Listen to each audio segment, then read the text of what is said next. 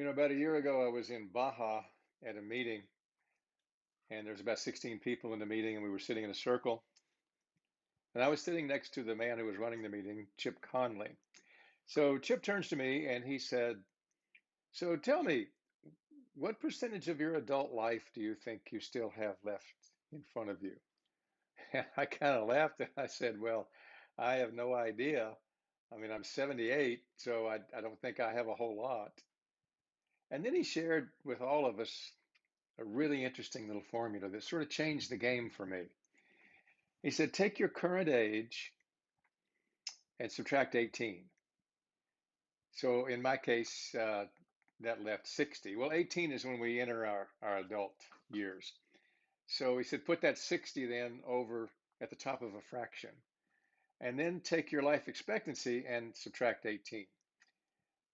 Well, I had to guess at that, as we all would, uh, but I made an educated guess based on my family history, my genetics, the science, but also the fact that I've taken really good care of myself. Uh, about a couple of years ago, I took charge of my health and lost 55 pounds and learned how to sleep better and how to think better and how to exercise better and how to manage my surroundings and just overall for me to become what we would call the dominant force in my life, not to let everything else control me.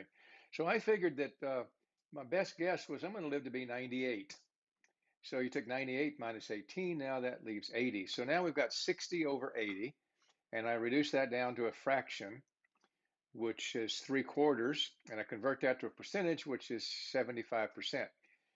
Well, that's the bad news because that meant that I'd already used up 75% of my adult life. And I couldn't go back over that and say, wow, I wish I had done a lot of things differently, but I didn't. But the good news is that I still had 25% of my adult life left. And so that brings up the question for me, and maybe it does for you, what am I going to do with it? And there's a whole lot that I can do with it. So I made some really important decisions in my life to continue to take care of my health because health is the foundation on everything.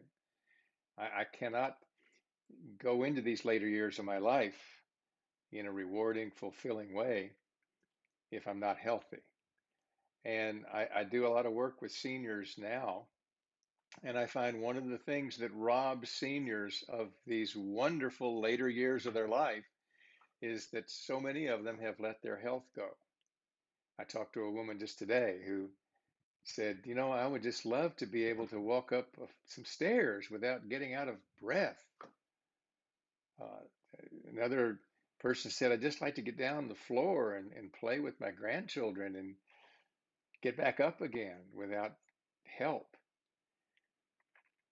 And so we've kind of bought into this cultural narrative that with quote old age, whatever that number is for you, comes health problems. And yes, some do, but so many of those are self-imposed, and so many people are suffering from chronic diseases that are the result of neglect, self-neglect, diabetes, blood pressure, heart problems.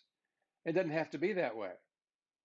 So, what I've done is I've decided to use this last 25% of my life to do what I can to try to help people go into these later years with purpose and energy and enthusiasm and being useful and having that purpose, that reason for getting out of bed in the morning and having fun and doing the things you want to do. Because, I can only speak for myself, but I think this is true for a lot of people. I can't think of anything worse than getting to those to the end of my life and having a sheet of paper up there in my head with a column, two columns. One column headed up, I wish I had, and another column headed up with, I'm glad I did. Well, I sure don't want to end my life with that I wish I had column full and not very many things in the I'm glad I did column. So, one of the things I'm glad I did was to take charge of my health take charge of my mind, my sleep habits, my eating habits, my friends and associates, the people that I hung out with, and learned how to create the life that I want for myself. And I would just love to have a conversation with anybody who's thinking at all about those things.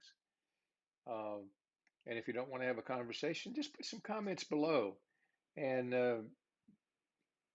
let's talk about some of the challenges that we face as we pass that midlife threshold, 40s or 50s, and start moving on, because these truly can be really the best years of our life if we know how to do it right.